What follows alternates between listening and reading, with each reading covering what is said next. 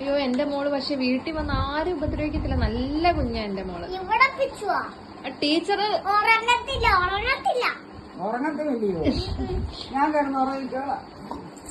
Teacher actually ടീച്ചറിന്റെ പ്രശ്നമാണെന്ന് എനിക്ക് തോന്നുന്നത്. ടീച്ചറിന് ഇച്ചിരി ലുക്കൊക്കെ ഉണ്ട്, അതുകൊണ്ടാണോ ഇനി കുട്ടികൾ ഉറങ്ങാൻ പറ്റാതെ ലുക്ക് കണ്ടിരിക്കുവാണോ എന്നറിയത്തില്ലല്ലോ. സാറെങ്കിൽ സാറ് സാർ. അപ്പം ഞാനൊരു കാര്യം വേണ്ടി, എന്റെ മോൾക്ക് ശരിക്കും വീട്ടിൽ വന്ന ഒരു പ്രശ്നമില്ല, അപ്പൊ ടീച്ചറാണ് എന്റെ കുട്ടിയെ വഷളാക്കുന്നത്.